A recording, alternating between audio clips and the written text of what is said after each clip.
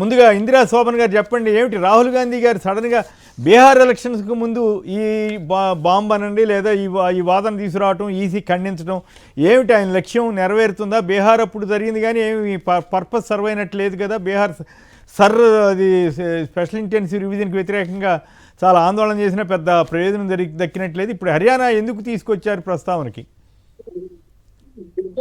సాక్షి ప్రేక్షకులకు good morning sir. నమస్కారం.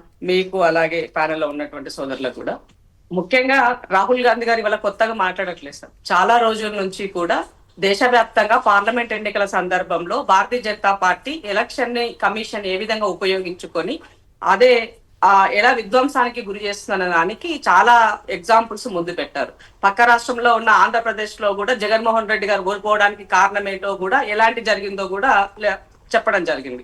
So particular గా ఒక దగ్గర అనేది కాకుండా దేశవ్యాప్తంగా ఉన్నటువంటి సమస్య అనేది చెప్పడం జరుగుతుంది. అందరికీ ఓట్ అనేది ప్రాథమికం. దానినే లేకుండా చేసినప్పుడు ఇక ఏమంటారు, ఒక మన తెలంగాణలో సామెత చెప్పుకుంటాము, గుత్తిపై ఉందైతే బర్రె ఆడదే అన్నట్టుగా అధికారం చేతిలో ఉంది కాబట్టి ఇవాళ అన్ని వ్యవస్థలని నా యొక్క ఫ్రంటల్ ఆర్గనైజేషన్ ఉపయోగించుకుంటున్నాను చెప్పే విధంగా ఇవాళ వ్యవహారం ఉందని చెప్పదలుచుకున్నాం. సో బీహార్ లో పర్టికులర్ గా దాదాపుగా 60 లక్షల ఓట్లు అనేది ఒక ఇమాజిన్ సార్, దాన్ని మనం ఇమాజిన్ చేసుకోగలుగుతామా? ఎమ్మెల్యే ఎలక్షన్లకు ఓటేసిన వాడు, పార్లమెంట్ ఎలక్షన్లకు ఓటేసిన వాడు, మళ్ళీ ఇవాళ వచ్చే ఎమ్మెల్యే ఎలక్షన్లకి ఓటు లేదు అనే విధంగా పర్టికులర్ గా ఈ ఓట్లో ఉన్నటువంటి వాళ్ళు చనిపోయినట్టుగా 20 లక్షల మంది చనిపోతారా సార్? ఒక్క జస్ట్ ఫ్యూ 1.5 year లో 20 లక్షల మంది చనిపోయినట్టుగా వాళ్ళు చూపించినారు. సో ఇవి ఈ ఓటర్లంతా ఎక్కడ పోయినారని అడుగుతున్నాము. అట్లాగే ఇటు అటు మారినారు అని అంటే సార్ ఈ ఓటు ఆ ఓటు ఎక్కడో దగ్గర ఉండుంటుంది అనుకుంటాము. బట్ అంటే ఇట్లా కొన్ని కారణాలు చెప్తూ చాలా విషయాలు చేశారు. ఎలక్షన్ కమిషన్ పైన కూడా ఇచ్చినప్పుడు కూడా వాళ్ళు ఎలాంటి ఎక్స్ప్లెనేషన్ ఇవ్వకుండా రివర్స్ గా రాహుల్ గాంధీ గారిని బెదిరించే ప్రయత్నం వాళ్ళు చేశారు. కాబట్టి దేశ ప్రజలంతా బీహార్ లో ఈ ప్రాబ్లం తోటి మరి మీరు గెలవగలుగుతారా, కష్టం అవుద్దా ఏంటి మరి ఇప్పుడు ఈ ఆరోపణలు చేసిన నేపథ్యంలో? సార్ నేను ఒక్కటి చెప్తాను, ఇప్పుడు గెలుస్తామా ఓడుతామా సెకండరీ విషయం. బట్ గెలుపుకు కారం కావాల్సినటువంటి ఓటు, నా ఓట్ బ్యాంక్ ఎక్కడుందో నా ఓట్ బ్యాంక్ ను పూర్తిగా ఎత్తివేసిన తర్వాత, నా ఓటర్స్ ని మీరు చెల్లాచెదురు చేసిన తర్వాత ఓటు విషయంలో వచ్చినటువంటి ఏమంటారు వాటి యొక్క విషయాలను మనం ఎలక్షన్ కమిషన్ ముందు, ఎలక్షన్ కమిషన్ అంటే న్యూట్రల్ అటానమస్ బాడీ అని చెప్తున్నాము.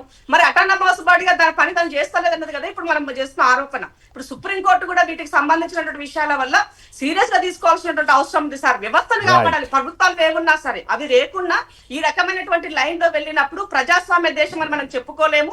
డెమోక్రటిక్ కంట్రీ పదే మాట్లాడుతుంది సార్. ఇప్పుడు మన పక్క ఏమంటారు అమెరికాలో చూడండి సార్, రాత్రి నిన్న జరిగినటువంటి దాంట్లో ఒక గవర్నర్ అనేటువంటి వ్యక్తి ప్రెసిడెంట్ ప్రచారం చేసినా కూడా, అంటే గవర్నర్ కాదు న్యూయార్క్ మేయర్, గవర్నర్ కూడా గెలిచారు కానీ న్యూయార్క్ మేయర్ ప్రధానంగా మందా న్యూయార్క్ సంబంధించిన గవర్నర్ ని మేయర్ అసలు అంటే జరిగేటువంటి దాంట్లో ఇట్లాంటివి మనము చాలా ఎగ్జాంపుల్స్ చెప్పుకోవడానికి ఉన్నది. అందుకే ప్రశ్నించే తత్వాన్ని ఎప్పుడూ కూడా నెహ్రూ చెప్పినటువంటి మాటల్ని తను కోట్ చేశాడు అక్కడ. సో అణచివేసినటువంటి వ్యవస్థలను, అణచివేసినటువంటి వ్యక్తుల నుంచి వచ్చినప్పుడు కొత్త శకం ప్రారంభం అవుతుందని చెప్పడం జరిగింది. అంటే ఇట్లాంటి వాటిని మనం కొన్ని సందర్భాల్లో గుర్తు చేసుకోవాల్సిన అవసరం ఉంది. ఇప్పుడు రాహుల్ గాంధీ గారికి ఇప్పటికే అధికారం కావాలని అనుకుంటే ఎప్పుడో అధికారం తీసుకునేవాడు ప్రధానమంత్రిగా, కానీ ఎప్పుడూ అధికార ఆకాంక్ష అనేది తనలో లేదు. ప్రజలు మన భారతదేశాన్ని కాపాడుకోవాలి, వ్యవస్థలను కాపాడుకోవాలనేటువంటి ఆకాంక్షతో పనిచేస్తున్నాం. అల్టిమేట్ గా బీహార్ ప్రజలు కూడా ఆలోచించుకోవాలని తెలియజేస్తున్నాం. తెలంగాణ రాష్ట్రంలో జరిగేటువంటి వ్యవహార శైలిని కూడా మీరు చూస్తున్నారు, ఎంత పచ్చి అబద్ధాల పైన. డెఫినెట్లీ. సో అల్టిమేట్ గా కొద్ది మంది నిన్న కొన్ని చూశాను, రాహుల్ గాంధీ గారి గురించి చాలా దారుణంగా ట్రోల్ చేస్తున్నారు. వాళ్ళు పర్టికులర్ పని కట్టుకొని కొన్ని వాళ్ళకి సంబంధించిన ఛానల్ కూడా నెగిటివ్ ప్రచారం చేస్తున్నాయి. సో ఇవాళ ఉన్నటువంటి సైనిక వ్యవస్థలో కూడా కులాన్ని మాట్లాడతారంటే 10% ఉన్నటువంటి వాళ్ళు కీ రోల్ గా పనిచేస్తూ వ్యవస్థల్ని నాశనం చేస్తున్నారని చెప్పినారు. అది తప్పెట్లా అవుతుంది అంటే రాహుల్ గాంధీ వాళ్ళ రిజర్వేషన్లకు సంబంధించి అది పెద్ద ఇష్యూలేండి. అది ఆ ఇష్యూలోకి వద్దులేండి సైన్యం కూడా ఆ ఇష్యూలోకి వద్దులేండి. రైట్, కిషోర్ గారు చెప్పండి. ఒక్క నిమిషం ఆగండి, మరి మిగతా వాళ్ళు కూడా మాట్లాడాలి కదా. కిషోర్ గారు చెప్పండి, మీరు కూడా సంక్షిప్తంగా చెప్పండి. ఎందుకంటే జూబ్లీ హిల్స్ ఉప ఎన్నిక నేపథ్యంలో మొత్తం హోరాహోరీ ప్రచారానికి మనం ప్రాధాన్యత ఇవ్వాలి కాబట్టి, అయినప్పుడు కూడా రాహుల్ గాంధీ గారు నిన్న వేసింది బాంబేనా కాదా, మరి ఈసీ అయితే ఖండించింది అనుకోండి, ఇదంతా కూడా మీ మీద రిఫ్లెక్ట్ అవుతుంది కదా. ఇప్పుడు ఆవిడ ట్రంప్తో పోల్చింది, ట్రంప్ను కూడా ఓడిచ్చాడు న్యూయార్క్ మేయర్ అని. సో మీకు కూడా దాని పరిస్థితి రావచ్చు అన్నది ఆవిడ అభిప్రాయం. కొమ్మినేని గారు, ముందుగా మీకు, అట్లాగే డాక్టర్ రాకేష్ గారికి, ఇందిరా శోభన్ గారికి, మన సాక్షి ప్రేక్షకులందరికీ శుభోదయం. ఇప్పుడు రాహుల్ గాంధీ గారు నిజంగానే ఏమైనా ఇష్యూ ఉంటే కోర్టుకు వెళ్ళాలి సార్. అంతకుముందు జరిగిన ఎన్నికల్లో ఒకవేళ అవకతవకలు జరిగి ఉంటే ఇప్పుడు కోర్టులకు వెళ్ళి పిటిషన్లు వేస్తే మొత్తం మీద ప్రభుత్వాలే మారే అవకాశం ఉంటుంది. ఇప్పుడు మన తెలంగాణలో అయినా, కర్ణాటకలో అయినా, లేకపోతే మేము గెలిచిన హర్యానా, మహారాష్ట్రలో అయినా ఎక్కడైనా కానీ అవకతవకలు జరిగితే అసలు ఎలక్షన్ కమిషన్ దగ్గర ఫైల్ చేయడానికి రెడీగా లేరు, కేసు ఫైల్ చేయడానికి రెడీగా లేరు సాక్ష్యాలతో సహా, లేకపోతే కోర్టుకు వెళ్ళడానికి రెడీగా లేరు. ఏమైనా టీవీ ఛానళ్ళ ముందు ఇష్టం వచ్చిన మాటలు, బాంబులు అంటున్నారు కదా మీరు, అవి దేంతో వేస్తున్నారు కానీ, బట్ దుర్గంధం అయితే వస్తుందండి మొత్తం మీద మన భారత ప్రజాస్వామ్యంలో. ప్రపంచ దేశాల్లో మన ఏంటంటే మన ఇన్స్టిట్యూషన్స్ మీద, మన వ్యవస్థల మీద నమ్మకం తగ్గించి ఇక్కడేదో అవుతోంది, మీరు వచ్చి ఇక్కడ మొత్తం కంట్రోల్లోకి తీసుకోవాలి అన్నట్లుగా మీరు చెయ్యి పెట్టాలి భారతదేశంలో, ఇక్కడ రాజకీయాల్లో అన్న టైప్లో ఇంటర్వ్యూన్ అవ్వాలి అని చెప్పి రాహుల్ గాంధీ గారు అంతకుముందు విదేశాలకు వెళ్ళినప్పుడు వాళ్ళతో మాట్లాడడం చూస్తున్నాం. ఇదంతా చూస్తుంటే ఇప్పుడు బీహార్ ముందు అంటే ఈ పాయింట్ చెప్పారు కాబట్టి ఒక విషయం చెప్పాలి. మోడీ గారు కొత్తగా ప్రధాని అయిన తర్వాత విదేశాలకు వెళ్ళి కాంగ్రెస్ని తిట్టొచ్చారు కదా, అప్పుడు కూడా అట్లాంటి విమర్శ వచ్చింది. అదే సరే, కాంగ్రెస్ ని తిట్టొచ్చాడు, దేశాన్ని అయితే తిట్టి రాలేదు కదండి. ఓహో, రాహుల్ గాంధీ గారు దేశాన్ని తిట్టాడా? మరి మోడీ గారి మీద మీకు వ్యతిరేకత ఉంటే, బీజేపీ మీద వ్యతిరేకత ఉంటే దానికి మీరు క్రిటిసైజ్ చేస్తామని అంటే మేము ఎప్పుడు తప్పుపట్టలేదు. ఎందుకంటే ఆ విమర్శను మేము తీసుకోగలము, దానికి కౌంటర్ విమర్శ కూడా చేయగలము. కానీ దేశాన్ని కూడా మీరు విమర్శ చేసి దేశాన్ని కించపరిచే విధంగా మాట్లాడితే అదొక్కదానికి మేము ఆపేక్షిస్తున్నాం. అయితే ఇంకొకటి, రెండోది, ఇప్పుడు బీహార్ రిజల్ట్స్ ఇక 14వ తారీఖు ఏమనుకుంటానండి, ఇక వచ్చేస్తున్నాయి కదా, ఇంకో వారం రోజులు లేవు. మరి రాహుల్ గాంధీ గారికి ఎన్ని సీట్లు వస్తాయో మనందరికీ అంచనా ఉంది. కాంగ్రెస్కి ఎన్ని సీట్లు రాబోతున్నాయి, అంతకుముందు ఎన్ని వచ్చాయి, ఈసారి ఎన్ని రాబోతున్నాయి, అసలు ఎన్ని దశాబ్దాలైంది వాళ్ళకి ఏదైనా సీట్లు వచ్చి అక్కడ ఉత్తరప్రదేశ్, బీహార్ ఈ ప్రాంతాల్లో అనేది మనందరికీ తెలిసిన విషయమే. ఇప్పుడు రాహుల్ గాంధీ గారు ఈ రోజు కాదు, గత ఇందిరా గారు చెప్పారు, ఈ రోజే చెప్పట్లేదు, గత కొద్ది సంవత్సరాలుగా చెప్తున్నారు. అవునండి, గత 12 సంవత్సరాల నుంచి ఎప్పుడైతే రాహుల్ గాంధీ గారి ఆధ్వర్యంలోకి కాంగ్రెస్ వచ్చిందో అప్పటి నుంచి ఓడిపోతూ వస్తుందో, ఇటు కేంద్రంలోనూ అక్కడ రాష్ట్రాల్లోనూ కూడా ఓడిపోతూ వస్తుందో, ఇట్లాంటివే వెతుకుతున్నారు. ముందు ఈవీఎంలు అన్నారు, ఎవరు నమ్మలేదు జనాలు. సరే, దాని మీద పెద్దగా మరి కోర్టులకు వెళ్ళారు, ఇదన్నారు అదన్నారు, ఛాలెంజ్లు విసిరారు. ఈవెన్ మన ఎలక్షన్ కమిషన్ కూడా ఓపెన్ ఛాలెంజ్లు విసిరింది, మీరు ఎట్లా హ్యాక్ చేస్తారో చూపించండి అని చెప్పి. మొత్తం మీద ఏమీ చేయలేక జనాలు కూడా నమ్మట్లేదని తెలిసి ఇప్పుడు ఓట్ చోరీ అని చెప్పి ఫేక్ యూజర్ ఐడీస్ ఇవి అని చెప్పి మొదలు పెట్టారు. దానికి మొదటిసారి జరిగినప్పుడు ఎలక్షన్ కమిషన్ మొత్తము పాయింట్ బై పాయింట్ ఇచ్చింది, ఈసారి కూడా ఖండించింది. అంటే పూర్తి స్థాయిలో ఏ మాట కాబట్టి చెప్పాలి, స్పెసిఫిక్ అలిగేషన్ చూసినప్పుడు మాత్రం అవాయిడ్ చేస్తూ జనరల్గా తోసేస్తున్నారు తప్ప స్పెసిఫిక్గా చెప్పుకుంటే బాగుండేది. సార్ ఒకటి, మీరు కూడా స్పెసిఫిక్గా ఫైల్ చేయమనండి, ఉట్టిగా ఏదో ఒకటి. అది కాదు, మీరు అడిగారు కాబట్టి చెబుతున్నా. ఆంధ్ర ఎక్స్పీరియన్స్ వైవి సుబ్బారెడ్డి గారు వాళ్ళ టీం వెళ్ళి ఎట్లెట్లా జరిగిందో ఆధార సహితంగా ఇచ్చొచ్చారు. వీవీప్యాట్ స్లిప్పులు లెక్కేయమంటే లెక్కేయలేదు. సో న్యాచురల్లీ ఇట్లా డౌట్స్కి ఆస్కారం అయితే వస్తుంది, నిజంగా జరిగిందా లేదా అనేది మనం చూసినట్టు కాదు. కానీ సర్కమ్స్టెన్షియల్ ఎవిడెన్సెస్లో ఆ రకమైనటువంటి అనుమానాలు రావడానికి ఎందుకు ఆస్కారం ఇస్తున్నారని తెలియదు. అన్నారు మీరు ఆ కేసు పెట్టడం వల్ల మీ ఆర్గ్యుమెంట్ స్ట్రాంగ్ అయింది కదా, అంటే మీదని కాదు, ఏపీలో జరిగిన పరిణామాలు ఎవరైతే అక్యూజ్ చేస్తున్నారో వారి ఆర్గ్యుమెంట్ ఒక స్టెప్ ముందుకు వెళ్తుంది. దాని తర్వాత మిగిలినవన్నీ ప్రజలు కూడా నిర్ణయించుకోవడానికి బాగుంటది. నేను అదే అంటున్నాను, రాహుల్ గాంధీ గారి వారి పేరు మీద ఫేర్గా మాట్లాడారు, మీ వరకు మీరు ఫేర్గానే మాట్లాడారు, ఏమాట రైట్.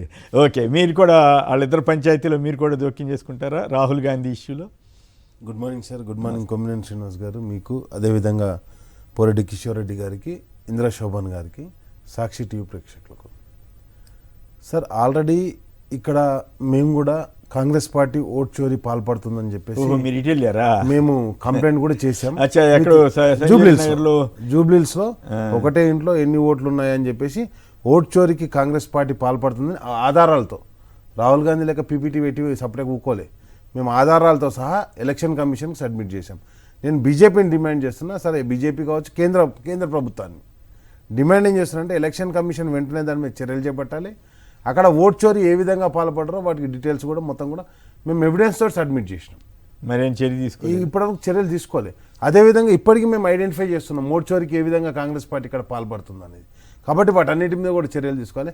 నేను ఒకటే చెప్తున్నా, రాహుల్ గాంధీ దేశంలో ఒకటి మాట్లాడతాడు, దేశం బయట ఒకటి మాట్లాడతాడు, రాష్ట్రానికి వచ్చి ఇంకోటి మాట్లాడతాడు.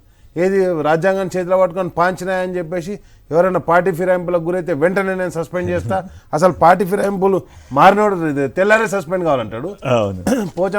పోచారం శ్రీనివాసరెడ్డిని పిలుచుకొని కండు వేస్తాడు. నేనేమంటే రాజ్యాంగం మీద ప్రమాణం చేస్తా అంటాడు, కాంగ్రెస్ పార్టీ రాజ్యాంగం తుంగలో దొక్కుతుంటుంది. కాబట్టి ఇవన్నీ కూడా నేనేమంటానంటే Rahul Gandhi multi disorder character ఏదో వచ్చేసినట్టుంది సార్. మల్టీ డిజార్డర్ క్యారెక్టర్ అంతే మరి, కాదు ఏదో రెమో బురద కాదు సార్. నేనేమంటానంటే అది ఇప్పుడు బీజేపీ సరే, నేనేమంటానంటే నీ రాష్ట్రంలో దేశం మొత్తంలో 3 రాష్ట్రాలలో ఉన్నది కాంగ్రెస్ పార్టీ, నీ రాష్ట్రంలో జరుగుతున్నదని కూడా నువ్వు ప్రశ్నించాలి కదా. సరే నువ్వు బీజేపీని ఎందుకు ప్రశ్నించాలి అని అన్నప్పుడు బీజేపీని కూడా ప్రశ్నిస్తున్నాను. అందుకే కదా నేను అన్నది, ఏదైతే కేంద్ర ప్రభుత్వం వెంటనే చర్యలు చేపట్టాలి, మేము ఓటు చోరికి ఇక్కడ కాంగ్రెస్ పార్టీ పాల్పడుతుంది. కాబట్టి దేశం మొత్తంలో 2 పార్టీలు అనుకునే చేస్తున్నాయని చెప్పేసి కూడా మనం అనుకోవచ్చు. రైట్. ఇక జూబ్లీ ఓపెనింగ్ సంబంధించి ప్లీజ్. సో ఇప్పుడు టిఆర్ఎస్ వాళ్ళు ఆరోపించే ఆరోపణలో పసలేదు, మాట్లాడాల్సింది బీజేపీ పైన. అది వదిలేసి మేము ఎత్తి చూపుతున్నాం. నేను ఎవరు మాట్లాడానో నువ్వు చెప్పేది అక్క, నేను ఎవరికి మాట్లాడాను నాకు వచ్చింది కాబట్టి పిచ్చి పిచ్చి అబద్ధాలు ఆడుతున్నాడు. దేశంలో సివిక్ సైన్స్ వచ్చింది సార్, ఎంతో మంది సెలబ్రిటీలు దేశాన్ని వదిలేసి వెళ్ళిపోతున్నారు. ఎందుకు మరి కాంగ్రెస్ హయాంలో జరగలేదు, ఇవాళ అది ఎందుకు జరుగుతుందో చెప్పమనండి వాళ్ళని దమ్ముంటే. కాబట్టి ఇలాంటి చదువుకున్నటువంటి వ్యక్తులుగా మనము ఒక అంశం వచ్చినప్పుడు దాని ఒక దేశం దృష్ట్యా ఎలా ఉండాలని ఆలోచించాల్సినటువంటి అవసరం మరి అందరం చదువుకున్న మనం అక్క దేశానికి రాష్ట్రానికి చదువులేనే ఉన్నారు. మరి అట్లాంటి ఏం చేద్దాం మరి? అదక్క మనం అందరం చదువుకున్న కూర్చున్నాం ఇక్కడ, దేశానికి రాష్ట్రానికి చదువులేని వాళ్ళు ఉన్నారు, ఎవరు సర్టిఫికేట్ చూపిస్తలేరు. మరి అక్క నేనేమంటున్నాను, ఇక్కడ కంప్లైంట్ చేసిన నువ్వేం చర్యలు చేయబడతావు చెప్పు. చర్యలేం చేయబడతావు చెప్పు, అది చెప్పకుండా ఏదో మాట్లాడి ఒక్క పాయింట్ నేను ఒక విషయం చెప్తాను. ఇందిరగా రాగండి. ఒకటే పాయింట్ చెప్తాను. మనకు తెలుగు వారికి తెలిసిన అమెరికాకి వెళ్ళారు, వేరే దగ్గర స్థిరపడిపోయారు, ఆ దేశ పౌరసత్వాలు తీసుకున్నారు, ఇట్లాంటివన్నీ ఉన్నాయి కదా. మనకు తెలుగు వారికి తెలిసిన ఒక పెద్ద ఫిగర్ ఎవరు అని అంటే ఇక ప్రపంచం మొత్తము తెలిసిన వ్యక్తి ఎవరు అంటే సత్యానాదెల్ల గారు. కొంచెం ఇందిరక్కని ఒకటే అడుగుతున్నాను, వారు ఎప్పుడు వెళ్ళారో కాస్త కనుక్కోమని చెప్పండి. ఏ హయాంలో వెళ్ళారు? బీజేపీ హయాంలో వెళ్ళారా? సత్యనాదెల్ల అండి, మన మైక్రోసాఫ్ట్ చైర్మన్ అండి, మైక్రోసాఫ్ట్ సిఇఓ అండి, మైక్రోసాఫ్ట్ సిఇఓ. ఏ సంవత్సరంలో వెళ్ళారు దేశం వదిలిపెట్టి? అసలు ఎక్కడ క్లెయిమ్ చేసుకుంటారు మా చంద్రబాబు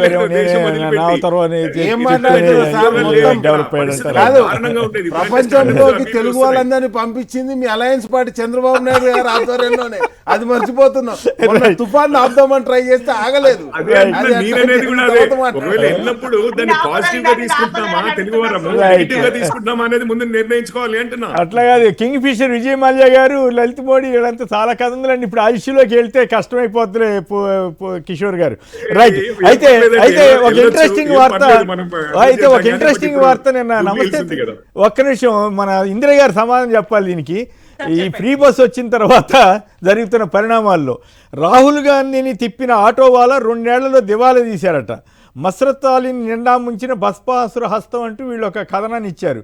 నాడు 2 ఆటోల ఓనర్, నేడు అద్దె ఆటో డ్రైవర్ అయ్యారని నమస్తే తెలంగాణ ఒక కథనాన్ని ఇచ్చింది. రాహుల్ గాంధీ గారు ఎక్కిన ఆటోనన్నా మీరు ఆదుకుని ఉండాల్సింది కదా ఈ ఫ్రీ బస్ వచ్చిన తర్వాత.